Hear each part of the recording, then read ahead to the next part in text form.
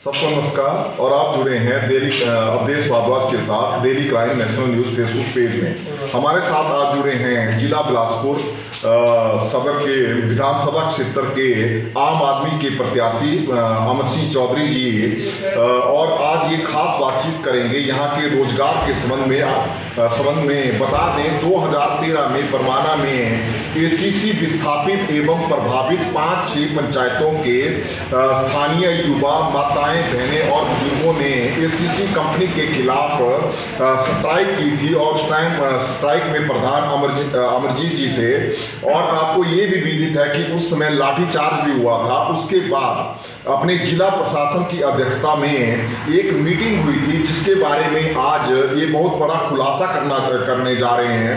आपने हमारे मीडिया के जरिए भी देखा होगा कि तकरीबन 3 साल पहले जब अपने न्याय एवं सहकारिता मंत्री डॉक्टर राजीव सहजल जी की अध्यक्षता में पंजगाई में जनमंच लगा था, उस समय में भी मैंने ये समस्या रोजगार की उठाई थी पर कुछ नहीं हुआ।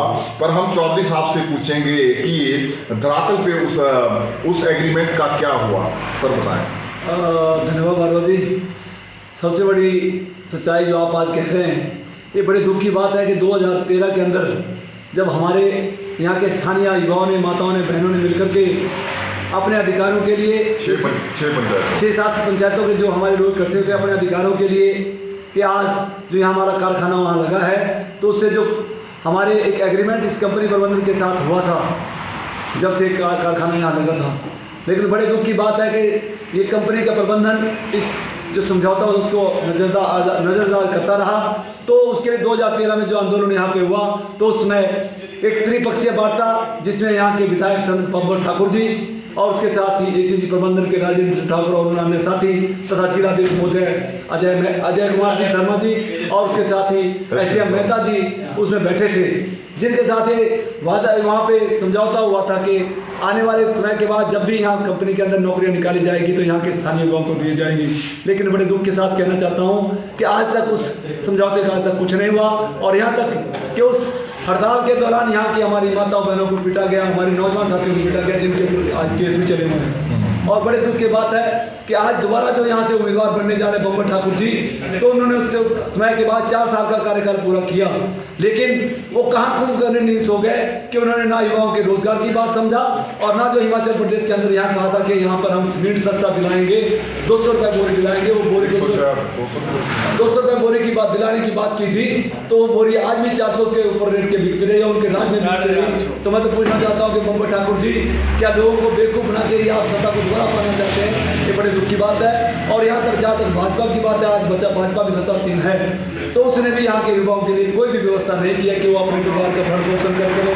इसका सबसे बड़ा दुख है कि आज यहाँ से उजड़े हुए लोग आज भी दोबारा रेलवे के कारण उठने जा रहे हैं, लेकिन आज तक उनके लिए कोई व्यवस्था नहीं बनी है। तो मैं तो भारद्वाज जी कहूँगा कि बहुत ही दुख की बात और हमारे समाज के लिए बहुत दुख है। नहीं चौधरी साहब, देखिए ना, इतना बड़ा एजुटेशन हुआ, 1 महीने 1.5 महीने बारिश भी हुई, अपने सर्दी का मौसम भी था आई थिंक उस टाइम। हमारी माताएं बहनें 6 पंचायतों की वहाँ पे सड़क के किनारे बैठी रही थी नीचे मोड़ में, और आकस्मिक पुलिस की गाड़ी आती है और सीधा लाठीचार्ज हो जाता है।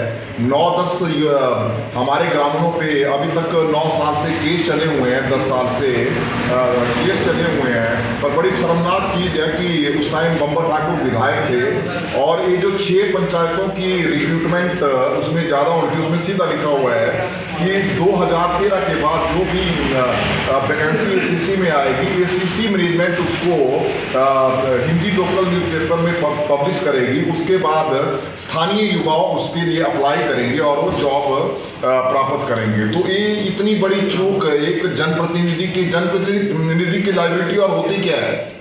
बिल्कुल भारद्वाज जी, ये चूक नहीं है, ये उनकी सोची समझी साजिश थी। पहले यहाँ के लोगों को जो उन्होंने बरगलाने के लिए, अपना नाम चमकाने के लिए सारा ड्रामा किया, और जैसे ही लोगों के अंदर जब उनके बाद उन्होंने हड़ताल पे बैठ गए तो उनको आधे रास्ते में छोड़ करके बड़ी का बकरा बना करके उनको पिटवाया और जो भी एक षड्यंत्र की तरह बर्बाद किया और अपने आप चुपके यहाँ से सर लिए। तो उन्होंने तो यहाँ की जनता के साथ बहुत बड़ा धोखा किया है। और आज दोबारा जो रोजगार की बात कर रहे हैं, तो मैं तो बड़े दुख से शर्म से ये कहना उनको चाहिए नहीं है। तो इसके बड़े दुख की बात है कि क्या इनकी सोच है कि आप कौन सा रोजगार दिलाना चाहते हैं? जब रोजगार मांग रहे लोग, उन्होंने पुलिस से लाठियाँ डंडे बरसवाए थे। तो मैं तो कहूँगा कि आज इन्होंने पहले भी जनता को छड़ाया और छड़ने का प्रयास करें तो जनता को छड़ावे से बचना चाहिए। तो ये थे हमारे अपने आम आदमी पार्टी के प्रत्याशी जिन्होंने इन 6 पंचायतों का पक्ष रखा, जो उनका अधिकार था। जो एक डिप्टी कमिश्नर एक पूरे जिले के दंडाधिकारी होते हैं, उनकी अध्यक्षता में, और अपने सेकंड एसडीएम साहब जो पूरे अपने सदर कंस्टिट्यूंसी के सदर मजिस्ट्रेट हैं, और साथ में अपना एसीसी प्रबंधन बैठे हुए थे, और उसके साथ हमारी जो यहाँ की लोकल 6 सदस्यों की कमेटी थी, और उसके साथ स्थानीय विधायक उस समय के बम्बर ठाकुर जी बैठे थे। तो ये बहुत बड़ा खुलासा 2013 में जो एक इतना बड़ा एग्रीमेंट हुआ था और पूरे जिला प्रशासन की अध्यक्षता में हुआ था, और एसीसी प्रबंधन ने सहमति जताई थी, पर धरातल पे कुछ नहीं हुआ। तो ये बहुत बड़ा सवाल उठता है कि ये जो जनता स्ट्राइक करती है और स्ट्राइक के बाद उन पे लाठीचार्ज हुआ, क्या ये आज़ाद भारतवर्ष में ये चीज़ें होना लाजमी है? सबका धन्यवाद।